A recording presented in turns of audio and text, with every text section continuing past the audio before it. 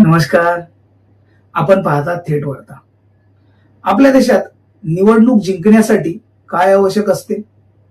बहुतेक लोक म्हणतील ज्याला जास्त मतं मिळाली तो विजयी.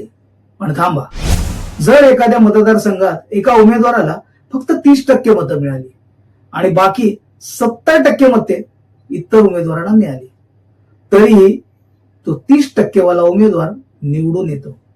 म्हणजेच बहुसंख्य मतदारांनी ज्याला पसंती दिली नाही तोही प्रतिनिधी होऊ शकतो.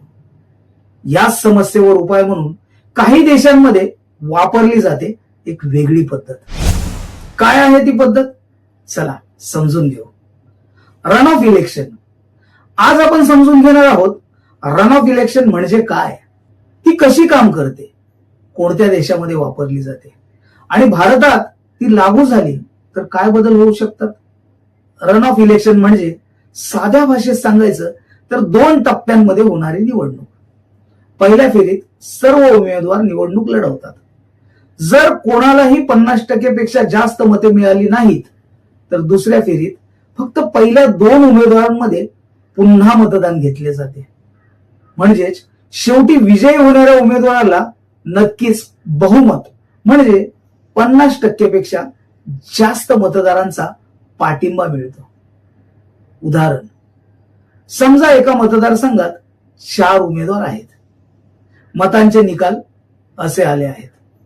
उमेदवार ए 35%, उमेदवार बी 30%, उमेदवार सी 20%, उमेदवार डी 15%.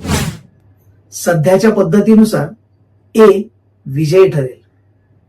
पण रन ऑफ इलेक्शन मध्ये ए आणि बी यांच्यात दुसऱ्या फेरीत पुन्हा मतदान होईल आणि मग ज्याला 50% पेक्षा जास्त मतं मिळतील तो विजयी होईल. रन ऑफ इलेक्शन पद्धत ही अनेक देशांमध्ये वापरली जाते. उदाहरणार्थ फ्रान्स, ब्राझील, अर्जेंटिना, चिली, अनेक आफ्रिकन देश.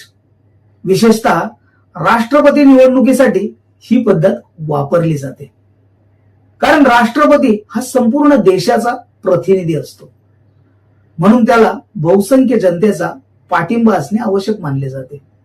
आता आपण पाहूया रन ऑफ इलेक्शनचे फायदे काय आहेत.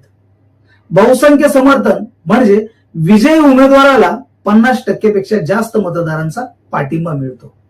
म्हणून त्याची लोकशाही वैधता अधिक मजबूत असते. मतांचे विभाजन कमी होते. अनेक वेळा समान विचारांचे उमेदवार जास्त असल्याने मतांचे विभाजन होते. रन ऑफ मध्ये शेवटी मतदारांना स्पष्ट 2 पर्याय उरतात. दुसऱ्या फेरीत जिंकण्यासाठी उमेदवारांना जास्त लोकांना पटवावे लागते. म्हणून प्रचार अधिक सकारात्मक होण्याची शक्यता असते. रन ऑफ इलेक्शनचे जसे फायदे आहेत तसे तोटे देखील आहेत. या प्रकारात खर्च वाढतो. दुसऱ्या फेरीसाठी पुन्हा मतदान करावे लागते. त्यामुळे आर्थिक खर्च, प्रशासनिक खर्च, वेळ हे सर्व वाढते. मतदारांची उपस्थिती कमी होऊ शकते. दुसऱ्या फेरीत मतदान टक्केवारी कमी होण्याची शक्यता असते. त्याचबरोबर राजकीय सौदेबाजी होण्याचा धोका वाढतो. पहिल्या फेरीत हरलेले उमेदवार दुसऱ्या फेरीत कुणाला समर्थन देतात यावर राजकीय समीकरणे बदलू शकतात. आता आपण विचार करूया की जर भारतात ही पद्धत लागू झाली तर. त्याआधी भारतामध्ये सध्या वापरली जाणारी पद्धत समजून घेऊया. First past the post system ही पद्धत सध्या भारतात आहे.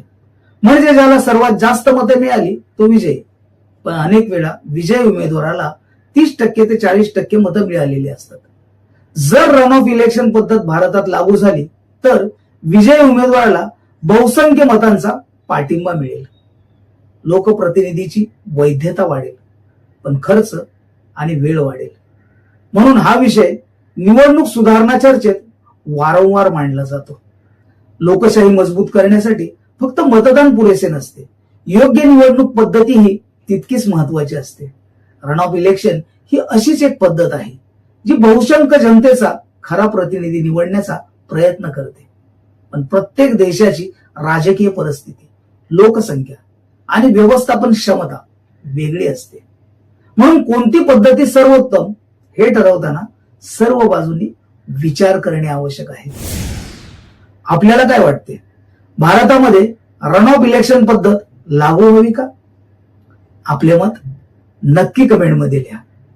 व्हिडिओ आवडला असेल तर लाईक करा, शेअर करा आणि थेट वार्ता चॅनलला सबस्क्राईब करायला विसरू नका. धन्यवाद.